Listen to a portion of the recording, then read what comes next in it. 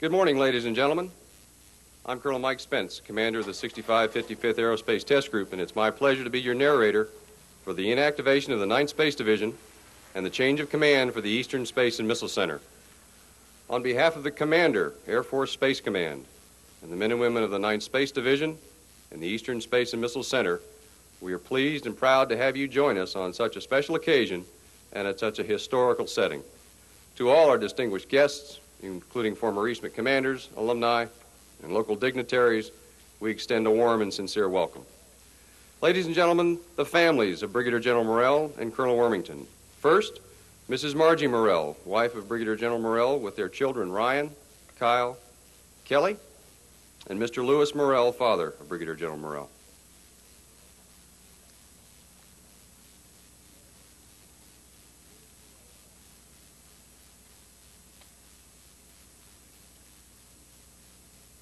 Next, Mrs. Peggy Wormington, wife of Colonel John Wormington, our outgoing commander, and their children John and Tricia. Carrie, their oldest, is away at college.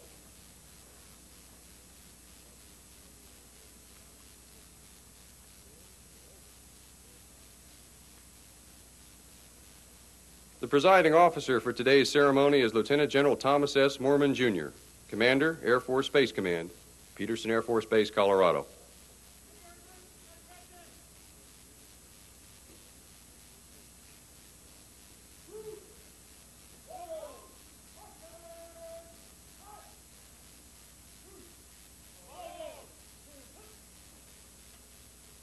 Ladies and gentlemen, please rise and remain standing for the arrival of the official party and the playing of our national anthem.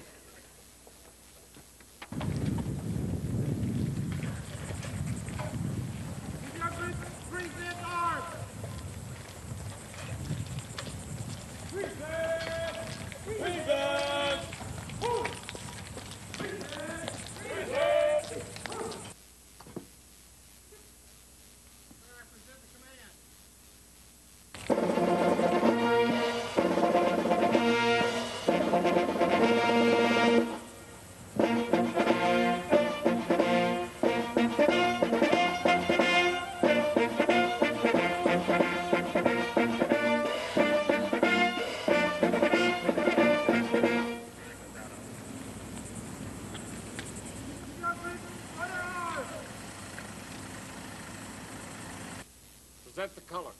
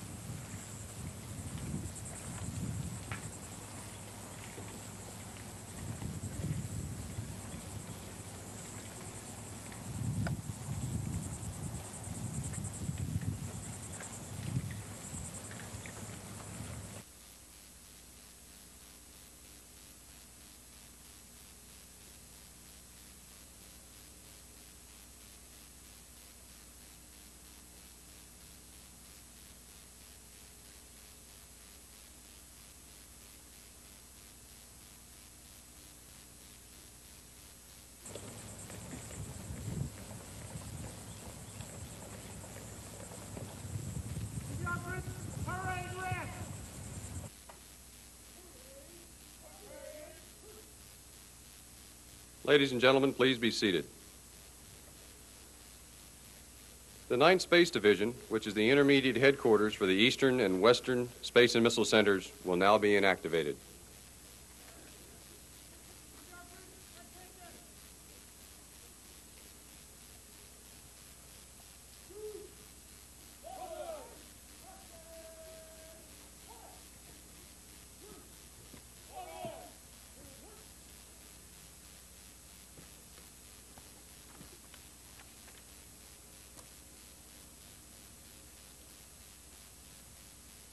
Department of the Air Force, Headquarters Air Force Space Command, Peterson Air Force Base, Colorado. Special Order Number G41. 9th Space Division is hereby inactivated.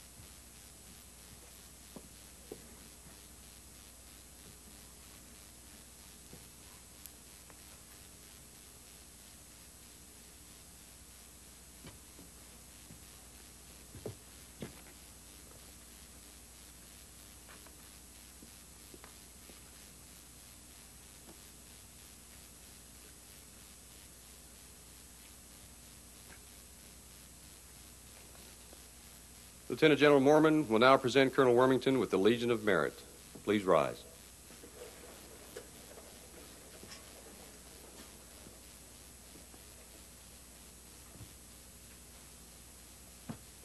Attention to orders.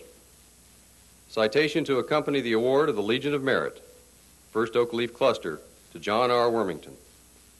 Colonel John R. Wormington distinguished himself by exceptionally meritorious conduct in the performance of outstanding services to the United States as Commander, Eastern Space and Missile Center, Patrick Air Force Base, Florida, from 10 February 1990 to 23 September 1991.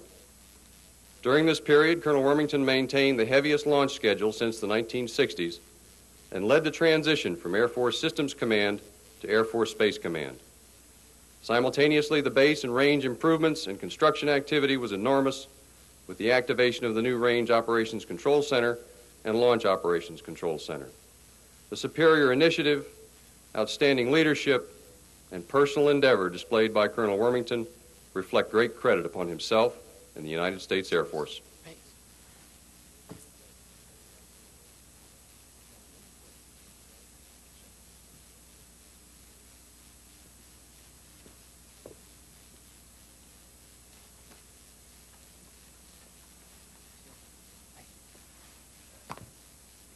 Ladies and gentlemen, please be seated.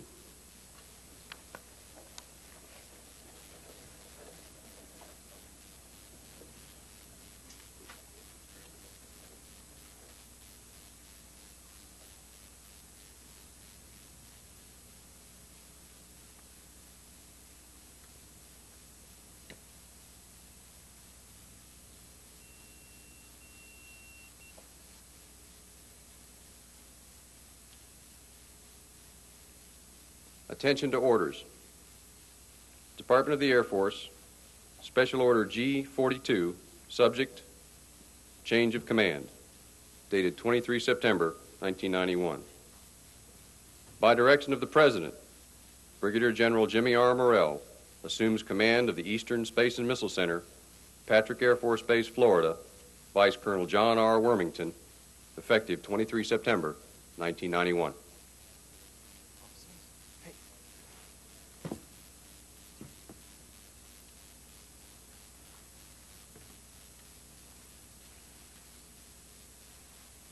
Sir, I relinquish command.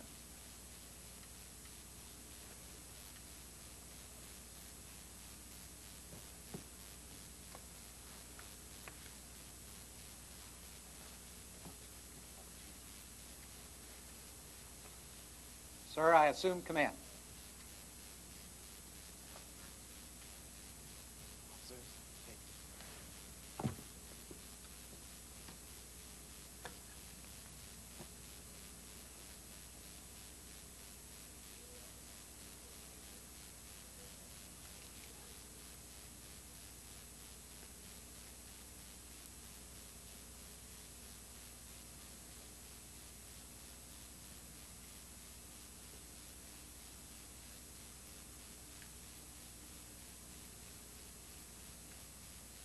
Ladies and gentlemen, Lieutenant General Thomas S. Moorman, Jr., Commander, Air Force Space Command.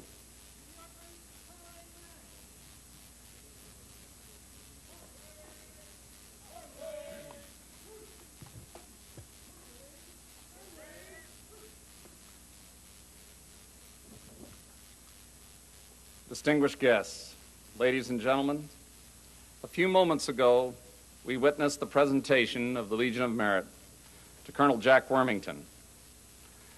This is well-deserved recognition for a highly dedicated, capable officer's substantial contributions to our national security space program. The period covered by this award is characterized as the greatest period of change since the establishment of the Eastern Space and Missile Center. Colonel Wormington led over 2,500 military and government civilians and 20,000 contractors through the heaviest launch schedule since the 1960s, 52 launches in all. If the challenges of this unusual launch activity weren't enough, Jack Wormington also played an immense role in the transition of launch responsibility and base ownership from Air Force Systems Command to Air Force Space Command. On a personal note, I have known Jack since his days in the Pentagon as a shuttle PIM in the early 1980s. He was one of the smartest and most gifted officers in the space business, and his performance in one of the most highly visible and important space programs was extraordinary. Later, Jack and I worked very closely in redefining the concepts for the Advanced Launch System. His leadership in that program was well recognized by the corporate Air Force. As a consequence, I was very pleased and comfortable with the fact that when Space Command took over Eastmac, we got Jack Wormington in the deal. Through his leadership, Jack has made the transition virtually transparent. He's covered a lot of ground since the transfer in October of last year. He has been the architect of range and launch processing improvements. During his tenure, we saw the activation of new Range Operations Control Center and the Launch Operations Control Center.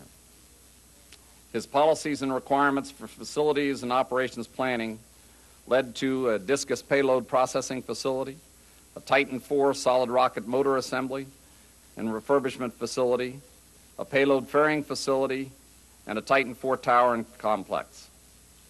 In all, Colonel Jack Wormington was responsible for $2 billion in capital investments for these programs. We should remember that Colonel Wormington inherited an organization encumbered by a 30-year-old infrastructure.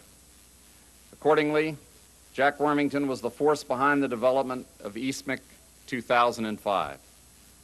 As a result, Eastmac is now poised to receive over $170 million for improvements to range safety operations, launch facility upgrades, support infrastructure, and environmental cleanup over the next 6 years.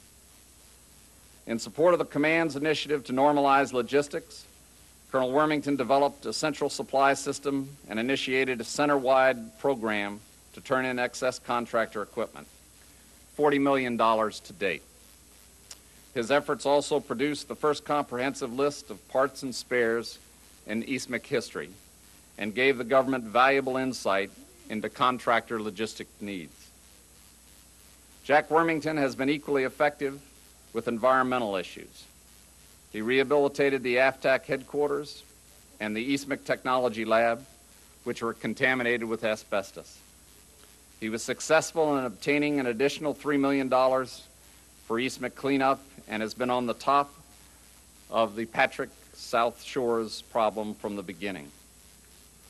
Finally, Colonel Wormington has been a key Air Force ambassador to the local community.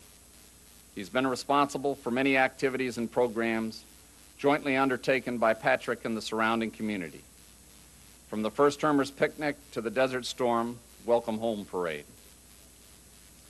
I could not acknowledge Jack's distinguished service at Eastmac without also acknowledging the wonderful contributions of his wife, Peggy, who has balanced the demands of full-time employment and being a commander's wife and raising 3 children.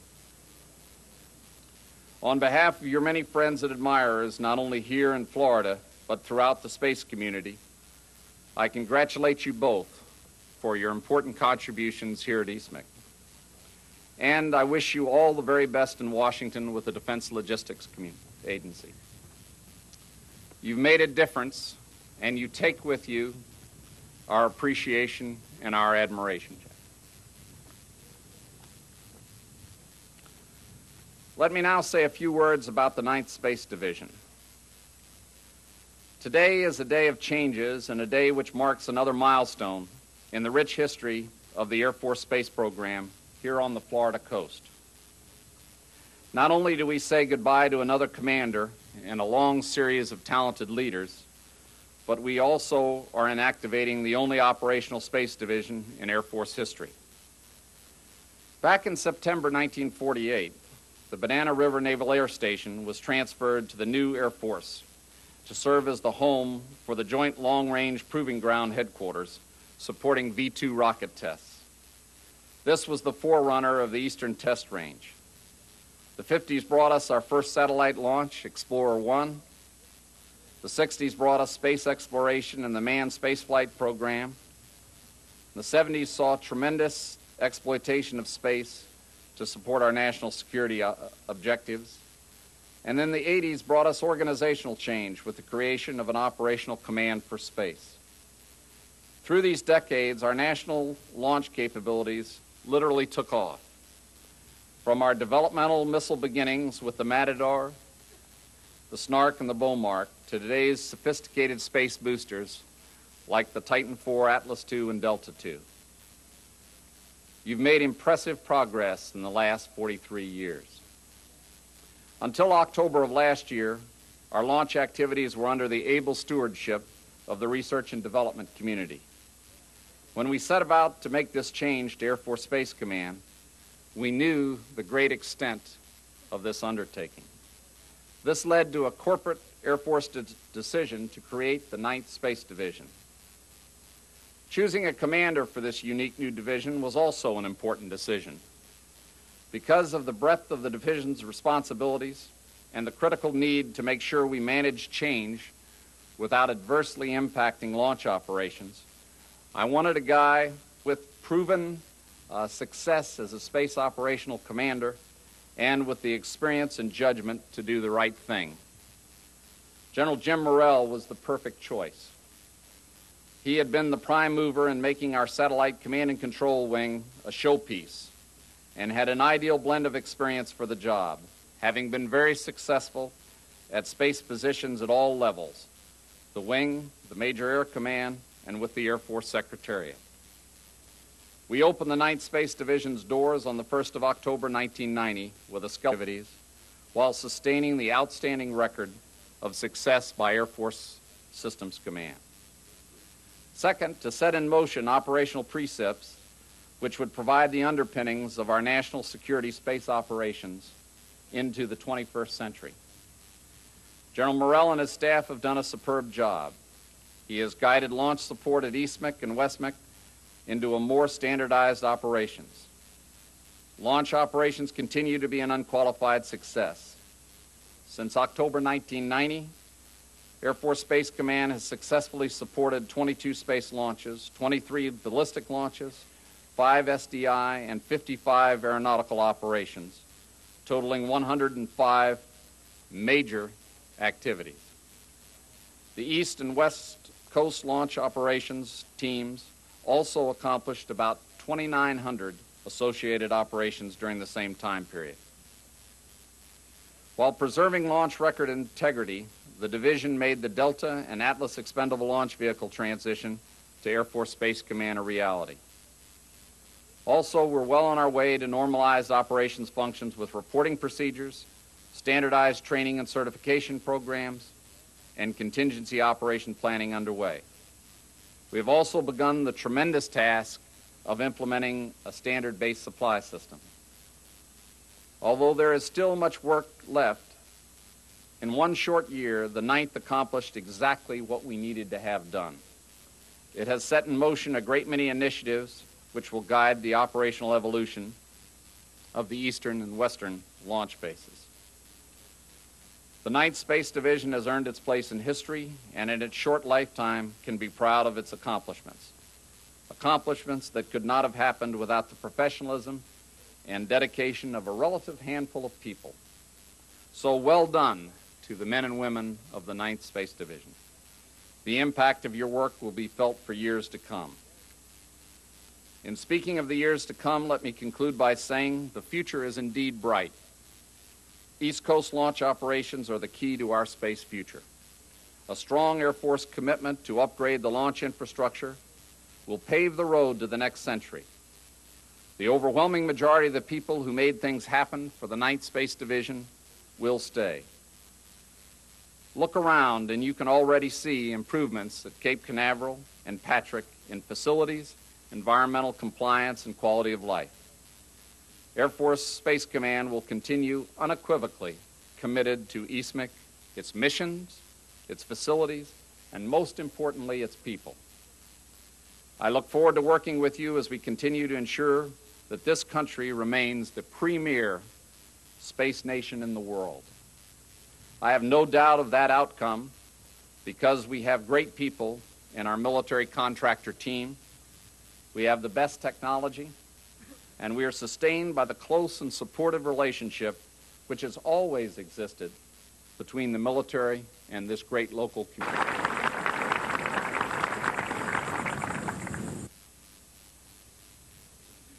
Ladies and gentlemen, Colonel John R. Wormington.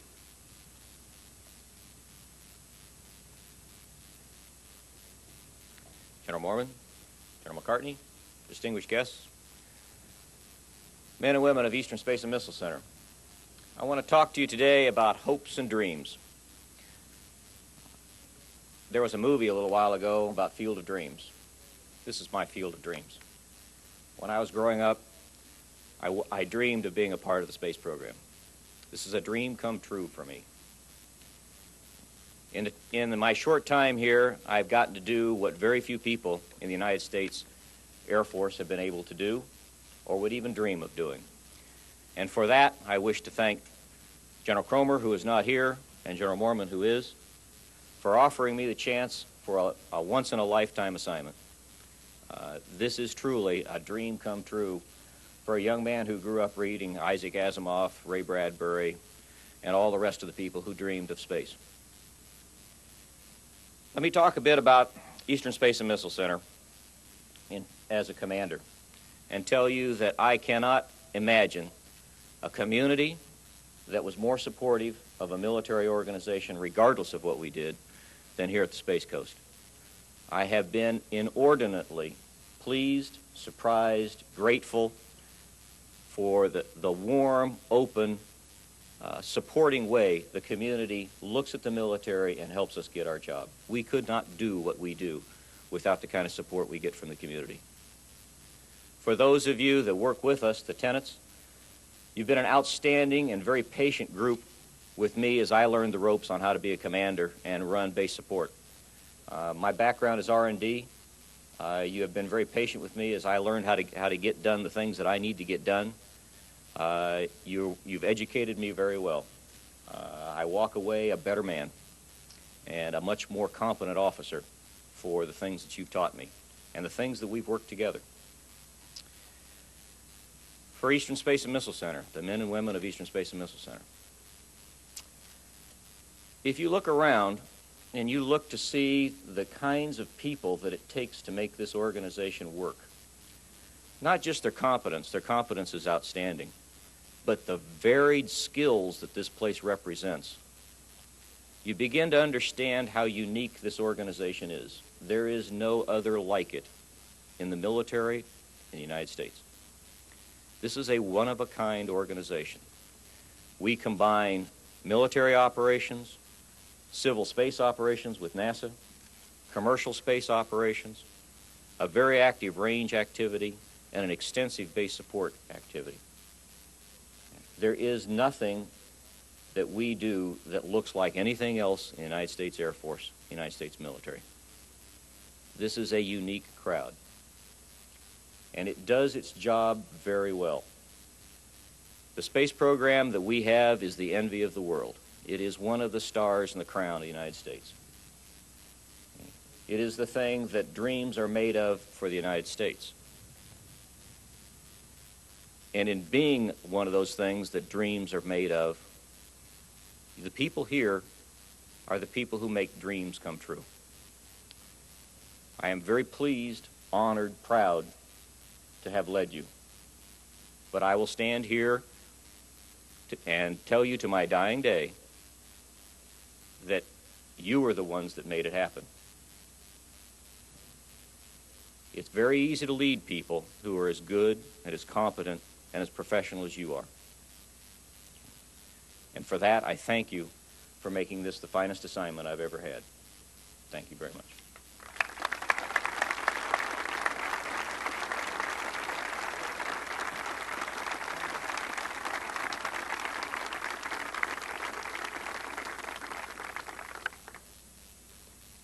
Ladies and gentlemen, Brigadier General Jimmy R. Morell, Commander, Eastern Space and Missile Center.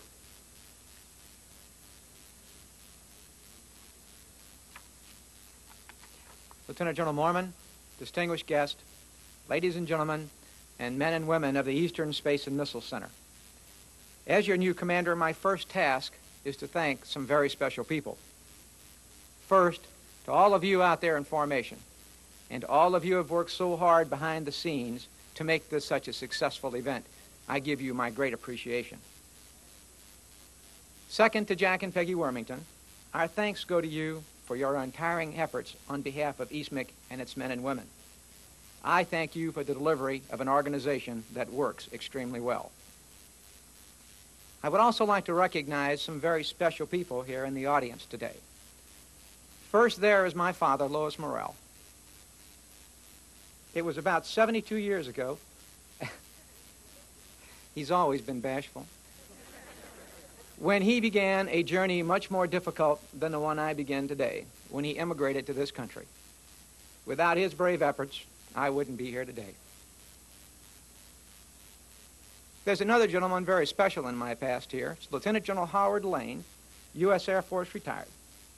My first wing commander in the Air Force in Bien Hoa, South Vietnam. Sir, they say if a tree grows strong, it's because of its roots.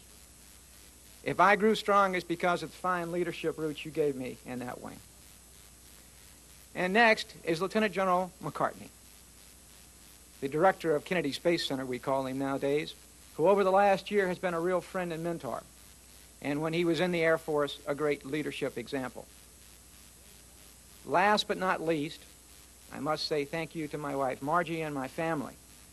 They obviously have to be great people. They put up with me every day. Without them, I want you all to understand, as in all of your families, that nothing that you do is very important. It would also be unjust if I did not note, as did General Mormon, the people of the 9th Space Division staff, a unit we deactivated today.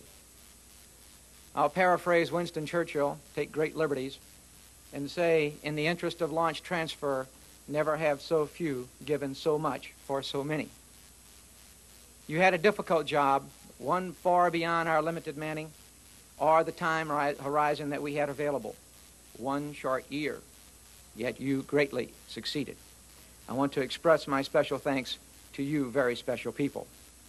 Now, my second task as your new commander is to announce a new sister unit relationship for our people, and it really is for our people.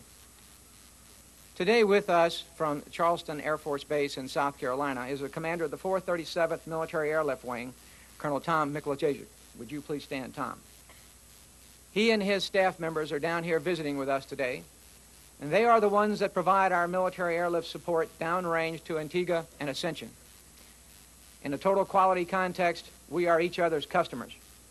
It is absolutely essential that we understand their mission, they understand our mission, and that we all work together to improve those missions.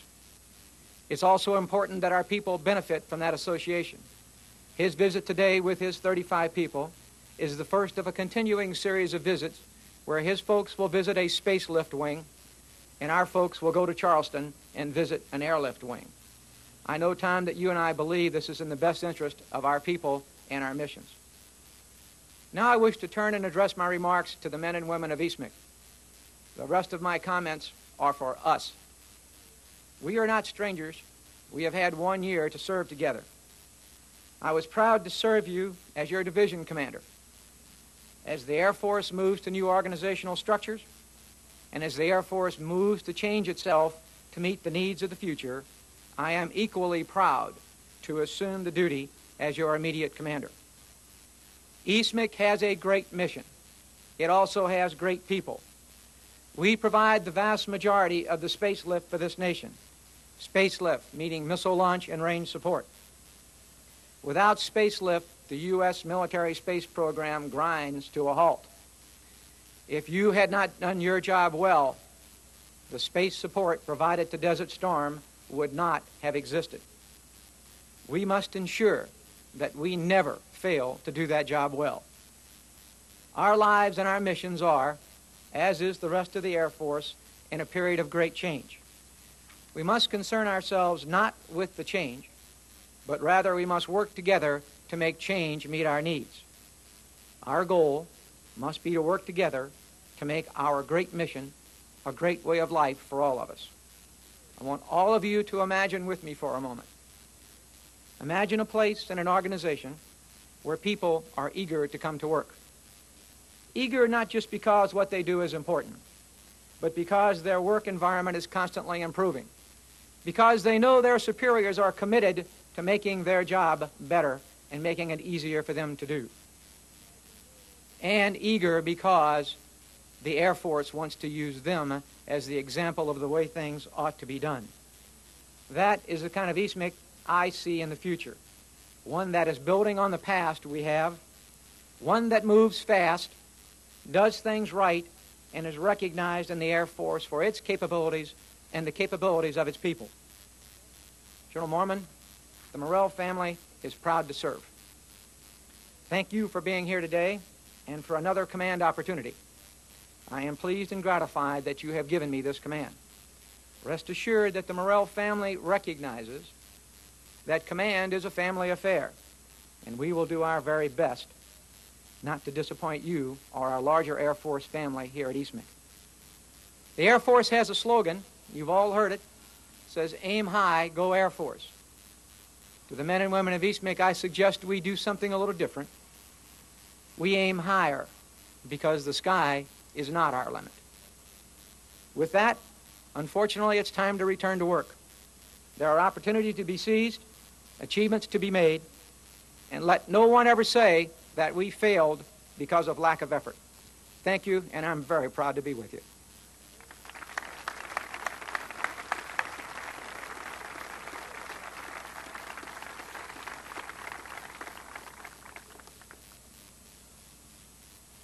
The Patrick Air Force Base community expresses appreciation to Colonel and Mrs. Wormington and wishes them success in their future endeavors, and the best of luck to Brigadier General and Mrs. Morell. Please rise for the retiring of the colors and remain standing until the honor party has departed.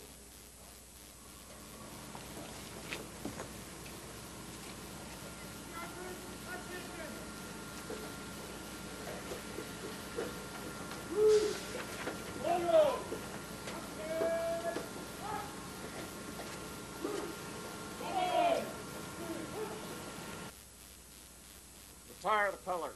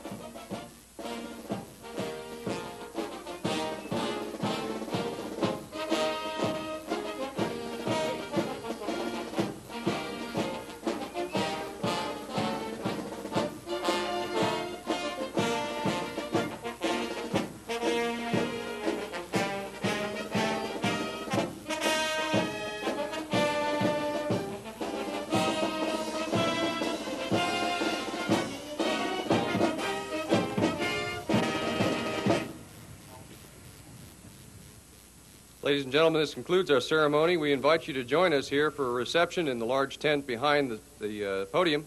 Thank you for attending.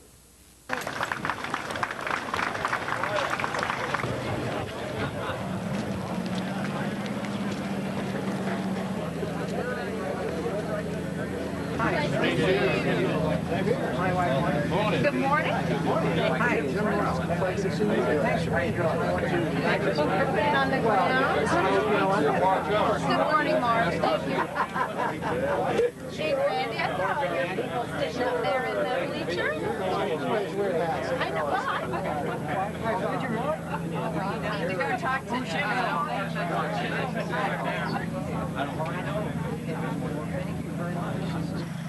How you doing, Drew?